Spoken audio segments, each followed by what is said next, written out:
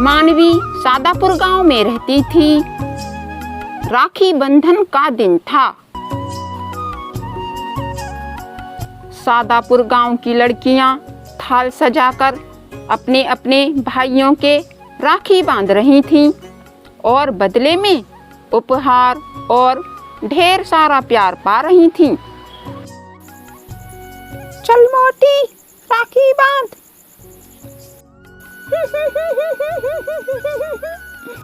पहले मेरे पैसे दो, जब राखी बांधूंगी। सभी बच्चों ने नए नए कपड़े पहने हुए थे। सभी बच्चे बहुत खुश थे। पर मानवी उदास थी। आखिर वह किसको राखी बांधे? उसका तो कोई भाई ही नहीं था। मानवी ने अपनी माँ से कहा, माँ, मैं किसको राखी बांधूं? मेरा तो कोई भाई ही नहीं है। इधर इच्छाधारी नाग कालेश मानवी के पास सादापुर गांव जाने को उतावला हो रहा था। कालेश ने अपने माँ और पापा से कहा, माँ, मुझे सादापुर जाने दो ना, मैं सादापुर जाना चाहता हूँ। पर क्यों बेटा? माँ, आज रक्षाबंधन है, मैं बहन मानवी से राखी बंधवाऊंगा।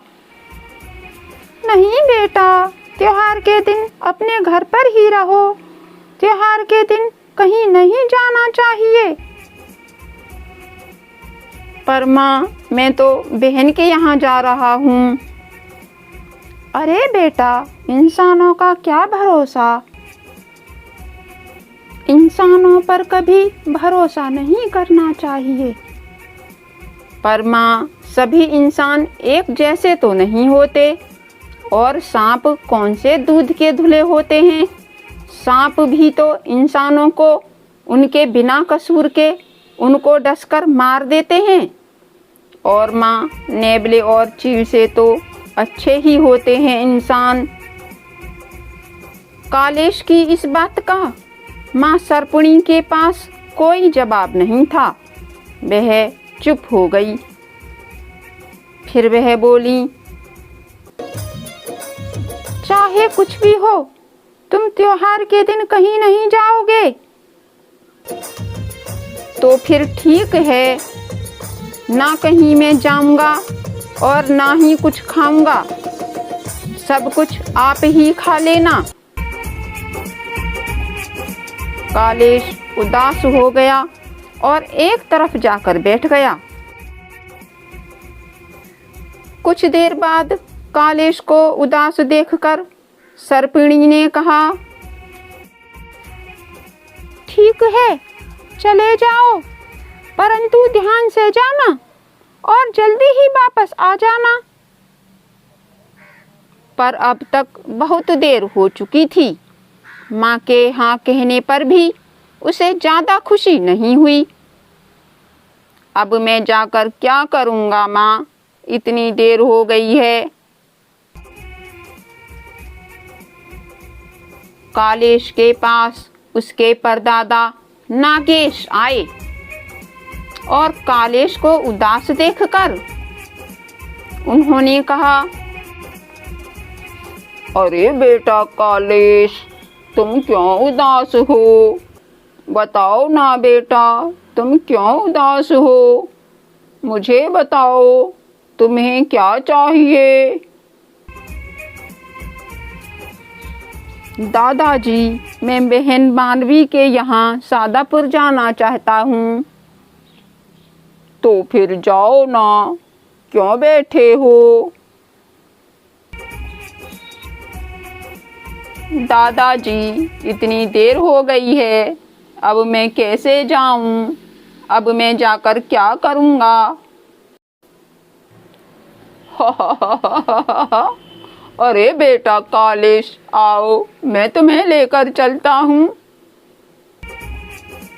सच में दादाजी, आप मेरे साथ चलोगे? हाँ भाई हाँ, बिल्कुल चलूंगा। कालेश के परदादा नागेश की काफी उम्र थी। चलने से घिस घिस कर वे छोटे और जरा मोटे हो गए थे। अब वे कम चल पाते थे। अब उनके पर निकल आए थे। अब वे उड़ सकते थे। अरे कालेश, आना, जल्दी कर। जी दादाजी, अभी आया। परदादा ने कालेश को अपनी पीठ पर बैठाया और उड़ चले।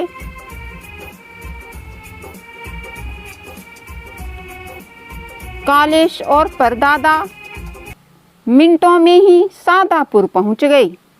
सादापुर गांव में घुसने से पहले ही परदादा ने अपना रूप बदल लिया। रास्ते में एक भोलेनाथ का मंदिर पड़ा। अरे चल भाई कालेश, भोलेनाथ को प्रणाम कर लें, फिर चलते हैं। परदादा और कालेश दोनों मंदिर में घुसे तो उन्होंने देखा, हे भोलेनाथ, मैं किसको राखी बांधूं? ले, मैं अपनी राखी तुझे ही दे देती हूँ। हे भोलेनाथ, मेरी राखी मेरे भाई तक जरूर पहुँचा देना। अरे दीदी, तुम लो, मुझे राखी बांधो ना। और मानवी ने कालेश को राखी बांध दी।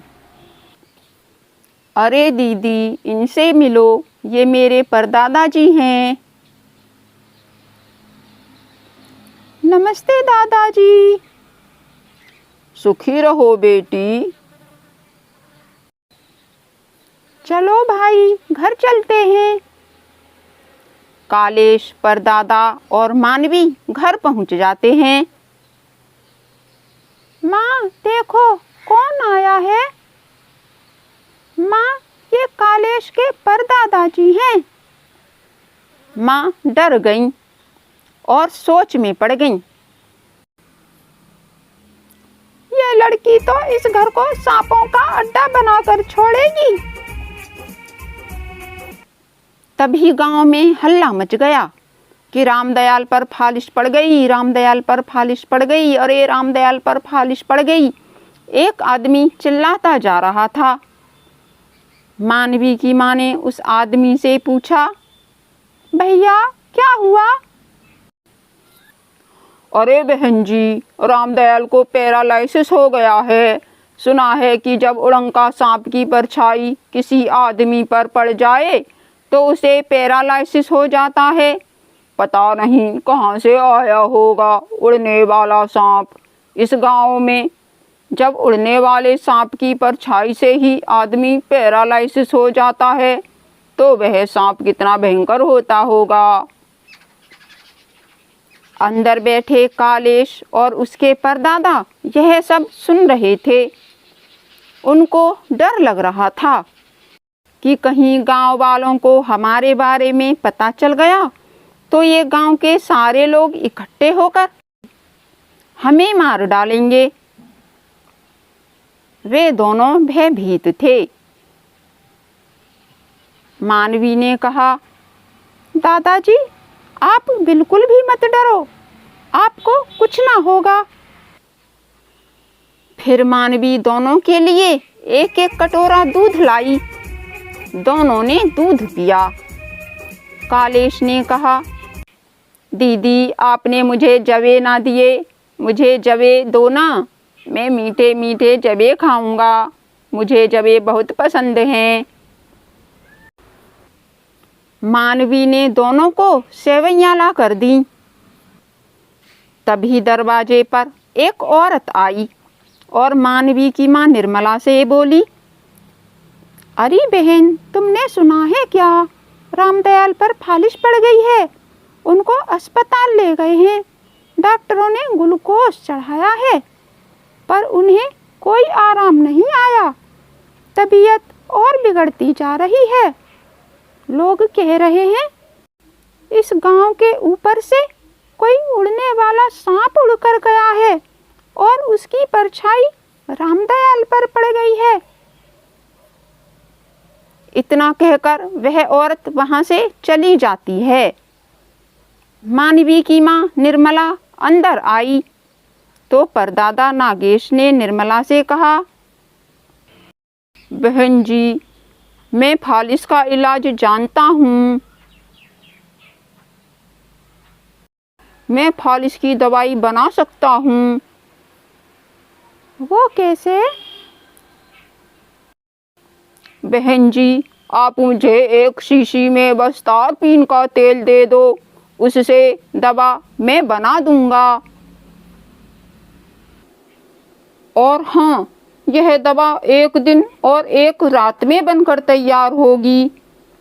जब तक दवा बने तब तक कमरे में कोई आना नहीं चाहिए। निर्मला ने परदादा को एक शीशी में तेल दे दिया। तेल लेकर परदादा कमरे में चले गए। कमरे में जाकर परदादा ने शीशी नीचे रखी और अपना रूप बदलकर सांप बन गए। फिर वे शीशी पर चढ़कर बैठ गए। परदादा नागेश 1 दिन और 1 रात शीशी पर यूं ही बैठे रहे और अगले दिन अपना रूप बदलकर वह शीशी निर्मला को दे दी और कहा, बहन जी, यह सर्पगंधा तेल है। इसको सर्पगंधा तेल कहा जाता है। इसे रामदयाल के परिवार वालों को दे देना और कहना, इस तेल से रामदयाल की सुबह शाम 2 बार मालिश करें।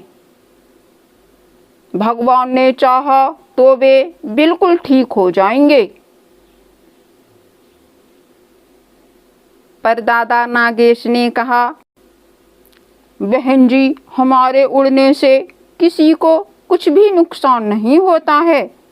भला हमारी परछाई से कैसे किसी पर फालिश पड़ सकती है? भला मेरे उड़ने से किसी पर कैसे फालिश पड़ सकती है?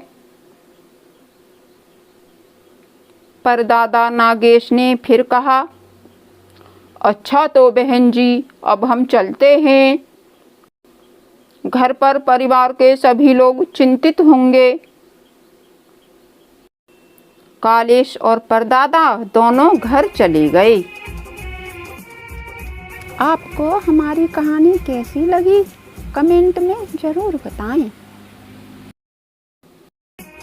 अगर आपको मेरी यह वीडियो पसंद आई हो तो वीडियो को लाइक ज़रूर करें और चैनल को सब्सक्राइब करें।